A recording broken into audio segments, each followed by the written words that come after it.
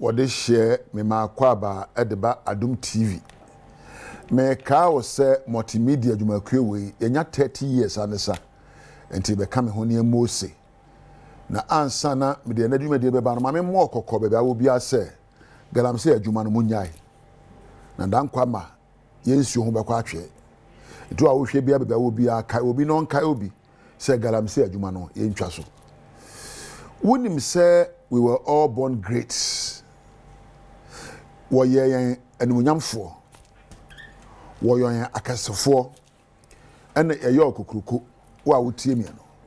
Die sentini se ni awo bo wo no. O se me bo se me seso. Wo obi kasa wo se no a. Eno de obo wo no so yokokruku. Wo ye kese. Eno oye animunyamhwe ni. Enti onipa bia no wabraba wo bo no. Chese wonya hunu se suba abade na edie ni kasa abeka no begina se ebehye ne monyam se ebema yehu se oye kokroko na aye kese.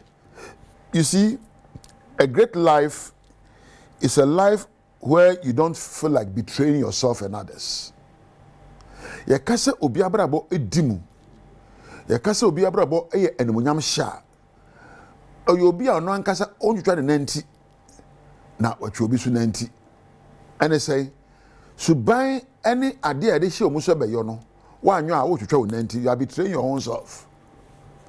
Enti pa bia no se wo do suko hunu nioma ye nti aba wiase ya abada na ade mama wada sonko na wahye ne monyam ama wowura na so wata obi akire na nhwe ni penanti and a great life. Number 2, and when a great life is somebody who can love more, who can connect with people and show love. Ye kase abrabo ye nimonyam sha. E ya abrabo a odo ene ode ewom. Ye kan odo anya odo se wo pu obi na koto akodi kadeso agro. Odo ne se wo tu ho asi wa ya ade ma a efe eso bom ni pakro no. Na wa bia ma ho nto be di kan do ho na wa do me e ben wo. Eno ene abrabo ye nimonyam hye ene kase.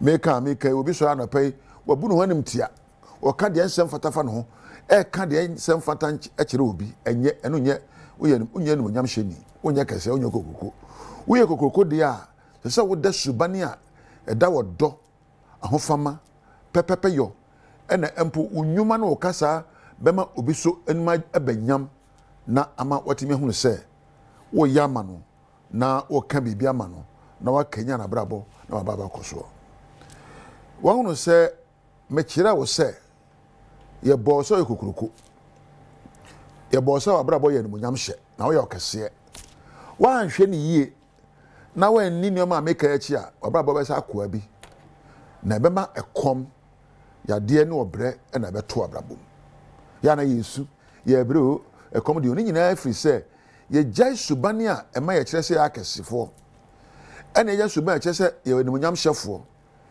ene eje kokoko suban ene afosa be nkoa suban wotan awraho abufuo nantitwitwa ena empo pesemunkuminya uye sa de we a ema onya kokoko ntina de ma memfa we nyaaw se ye kaso obi kokoko a oyo obi a ontwitwa no ankasa nanti ya woda subani a eda di se onyankopon so ana adwuma to so mienu oyo obi a woda wodo adi ne kasa mu ne neyemu oyema ebi ka obi woka emebi ka obi ema obi abrabo epagya koso ene de ma men kan kire se so opese ehu se wo ye onipa se wo da subani ebetima makasa wa abrabo eye nimonyam hye na wo suban no kasa eche se wo ye okese na wo nya kwa abrabo ebo onyankopon emwa onyankopon hyewodne akona se nyina so ya wo fam bia na ma wo re mfiri be bia wo firi ba